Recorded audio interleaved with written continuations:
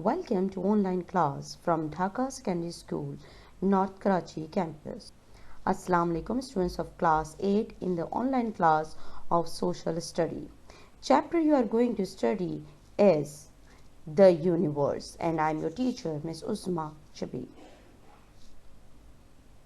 First, we discuss how the universe started. There are many different theories on how the universe started, but the most known is that of a Big Bang theory, or in other words, a great explosion. This explosion occurred about 10 or 20,000 years ago, when absolutely nothing existed, not the galaxies, nor stars, not even Earth. Its explosion caused gigantic cloud of dust and gas, and the temperature was incredibly high. With rays to the hottest cloud was even in shape, but it began to grow and grow as such a tremendous speed, buffering temperature changes along the way. It was at this stage that the universe began to form. These changes needed some parts of a gigantic cloud grow a lot slower than others, therefore creating condensation, forming gastrels set to stars and planets, which in turn created their own galaxies, or even this very solar system which flushes and most important system which exists from the sky. Now, the question is, how can we describe the universe? Means many students have a question that what is universe. So the universe is the name that we use to describe the collection of all the things that exist in space. It is made of many millions of stars and planets and enormous clouds of gas separated by a gigantic empty space. Astronomers can use telescopes to look at very distant galaxies. When we talk about universe, some terms used frequently such as light year, nebula and Milky Way. What is light year? A light year is the distance light travels in 1 year. How far is that? Multiply the number of seconds in 1 year by the numbers of miles or kilometers that light travels in 1 second, and there you have it, 1 light year.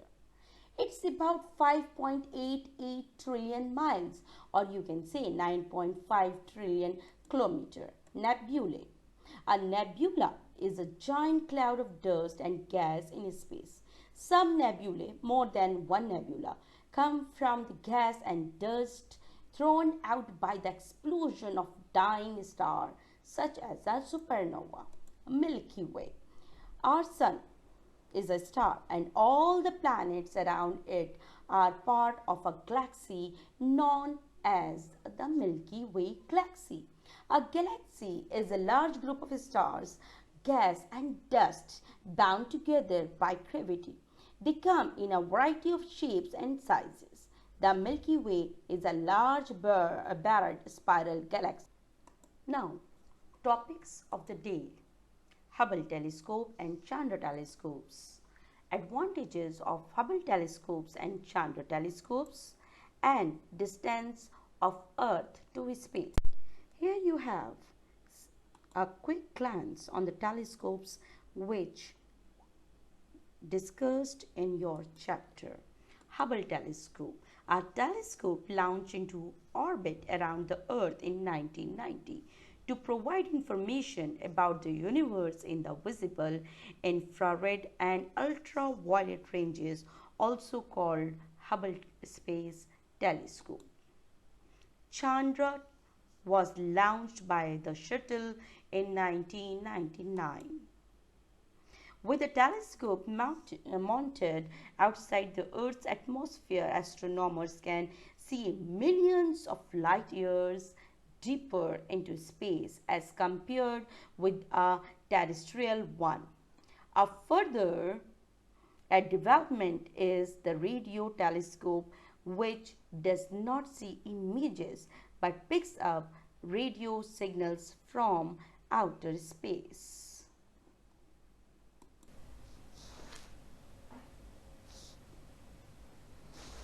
Chandra X-ray is the world's most powerful X-ray telescope. It has 8 times greater resolution and is able to detect sources more than 20 times fainter than any previous X-ray telescope.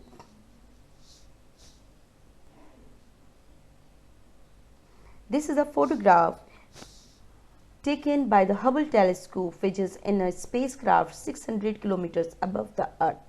Its mirror is 240 centimeters in diameter, and because it is far above the dusty, cloudy atmosphere of the Earth, it can see much more clearly into outer space.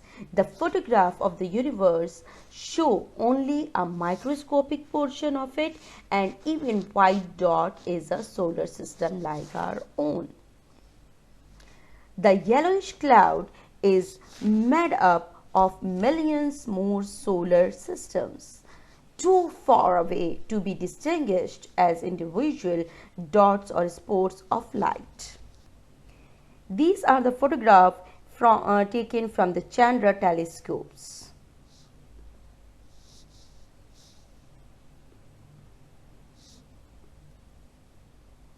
Advantages of the Hubble telescope and Chandra telescope.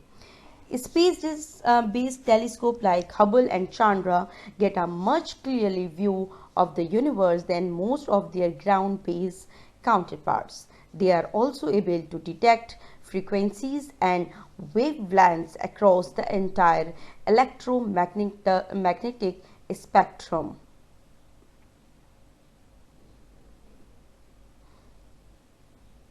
The great advantage of Hubble and Chandra telescope is that they are in space, free of the Earth's atmosphere. Not only does the air distort images, but also it is full of dust particles which distort vision.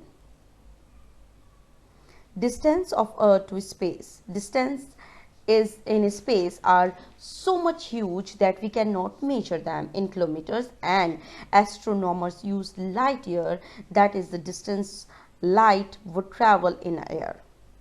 Light travel at 2,99,792 meters per second, which means nearly 9.5 trillion kilometers in air.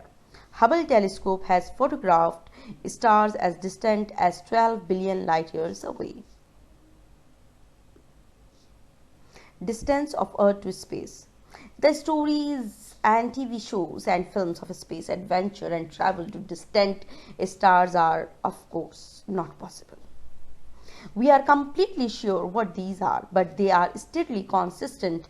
Distance in space become impossible to grasp in a linear measure. The only thing is that traveling even inside our own solar system, apart from the moon, is impracticable. The fastest rockets we have today travels at about 40,000 kilometers per hour.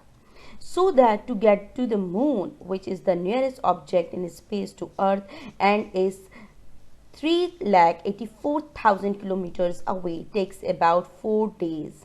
The nearest star is 32 billion kilometers away, and to reach it, it would take a voyage of more than 900 years.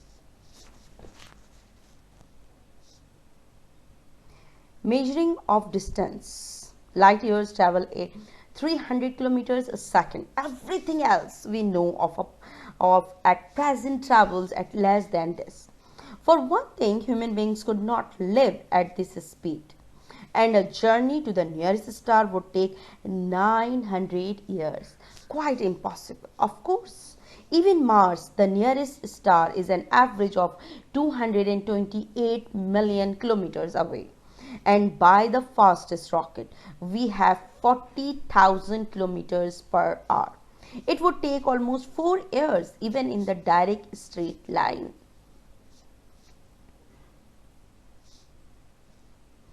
Questions to solve. You have just read the questions carefully and give the appropriate answers.